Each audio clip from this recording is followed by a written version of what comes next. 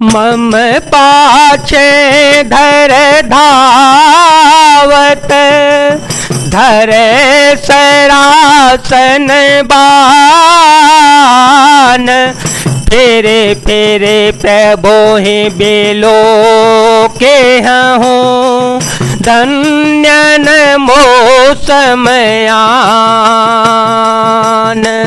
धनुष बाण धारण किए मेरे पीछे पीछे पृथ्वी पर पकड़ने के लिए दौड़ते हुए प्रभु को मैं फिर देखूंगा, मेरे समान धन्य दूसरा कोई नहीं होगा। तेहि बनने कट दशानन गयो तब मारी चकपट मृग भयऊ अत विचित्र कछु बरनि न जाई कनक देह मन रचित बनाई सीता परम रोचिर मृग देखा अंग अंग सुमनोहर बेसा सुनहु देवर घुवीर कृपाला सुनहु देवर घुवीर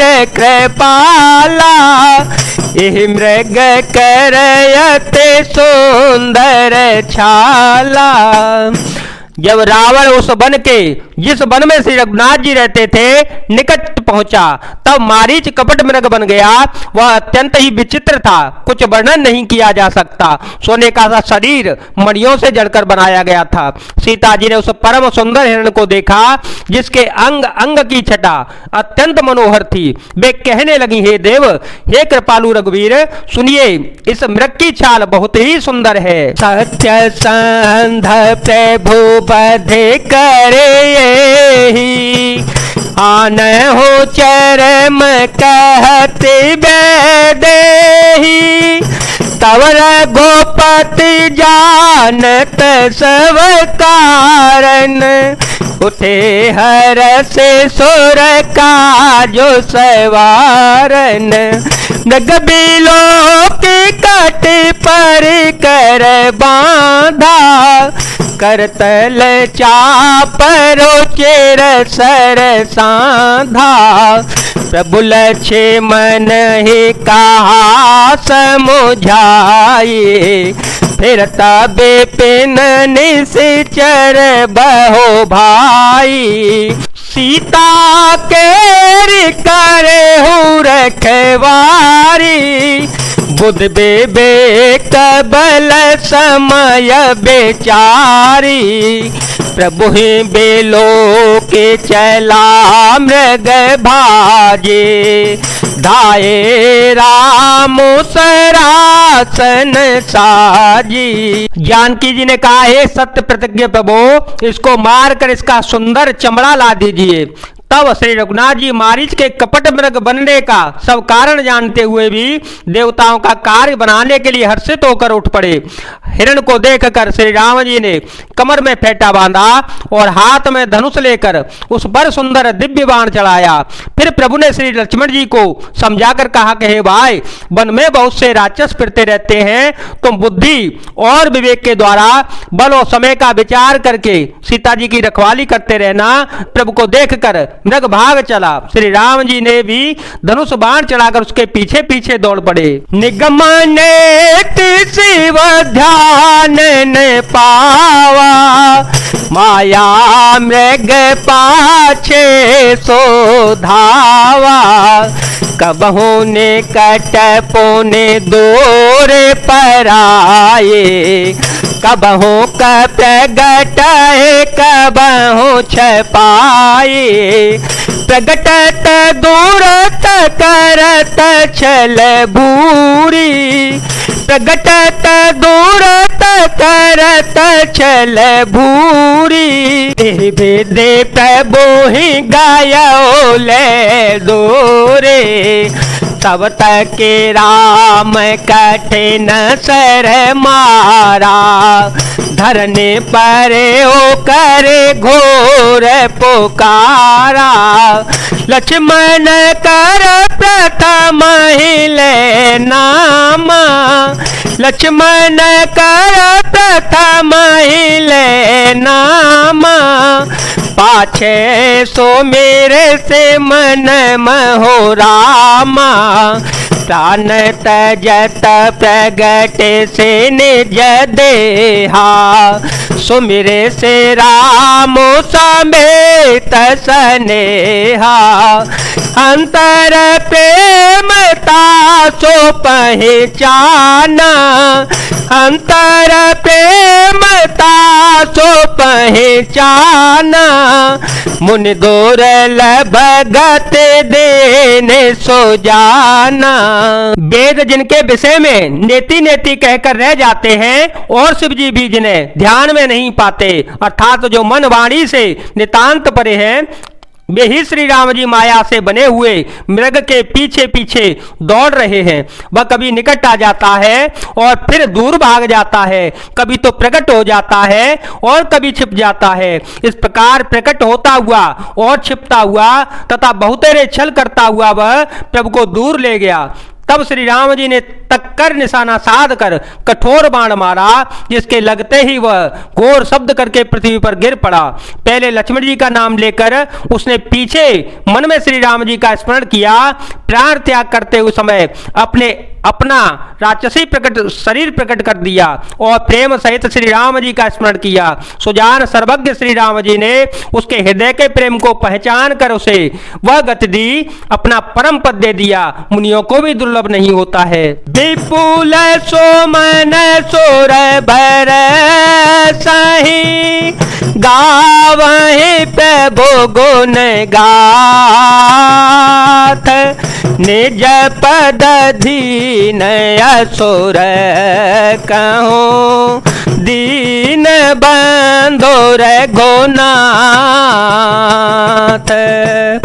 देवता बहुत से फूल बरसा रहे हैं और प्रभु के गुणों की गाथाएं स्तुतियां गा रहे हैं कि श्री रघुनाथ जी ऐसे दीन बंधु हैं कि उन्होंने असुर को भी अपना परम पद दे दिया। खल बधे तोरत फिरे रघुबीरा, खल बधे तोरत फिरे रघुबीरा, सोह चाप कर कटे तो नेरा, सोह चाप कर कटे तो नेरा, आरत गेरा सोनी जव सेता, कहल छे मन सन परम सभेता, जाहो बेग संकट अति भ्राता, लक्ष्मण बेहसी कहा सोनु माता,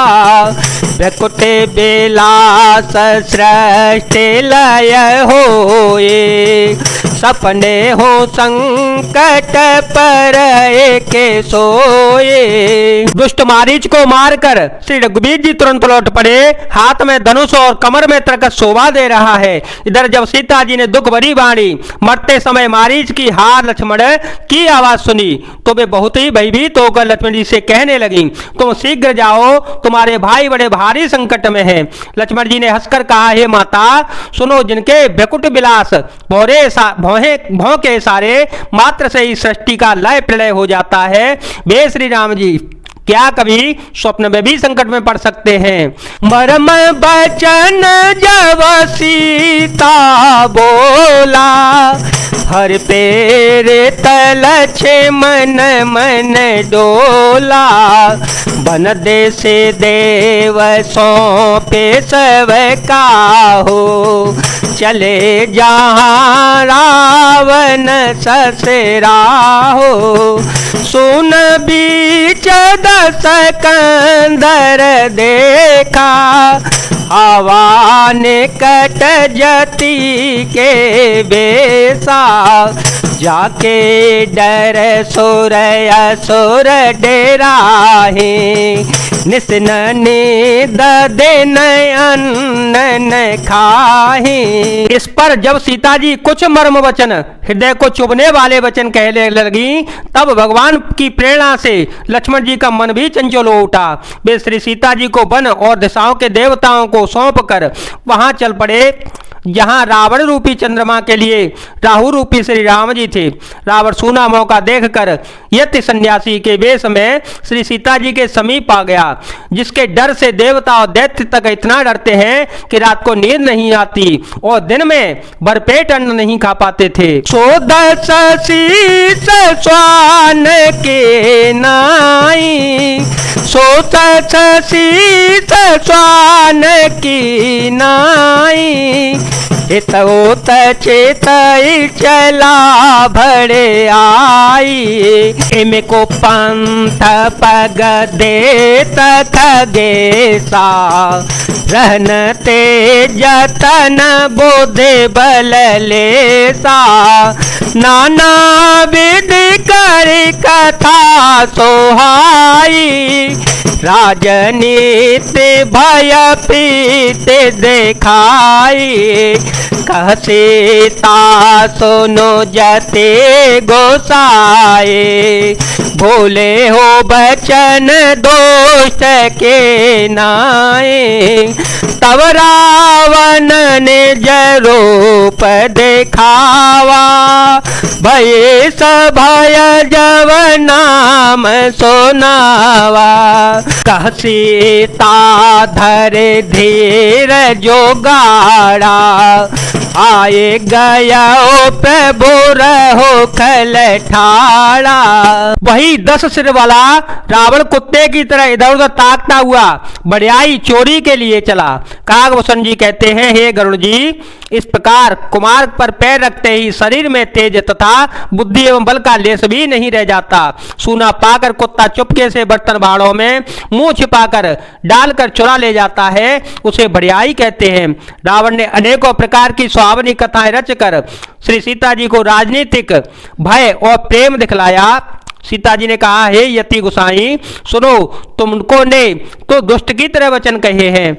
तब रावण ने अपना असली रूप दिखलाया और जब नाम सुनाया तब तो सीता जी भयभीत हो गई। उन्होंने गहरा धीरज धरकर कहा, अरे दुष्ट खड़ा तो रहे, प्रभु आ गए। जिमि हरि बाधो ही क्षुद्र सस चाहा, भय सी काल बसने से चरना, सुनत वचन दस से सरसाना, मन महो चरण बांधे सुख माना।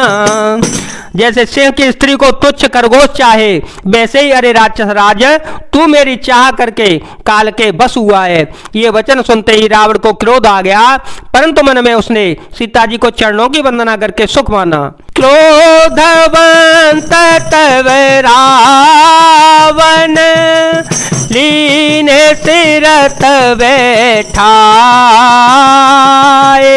चला गगन पथया तुर, भयरथ हाके न जाए।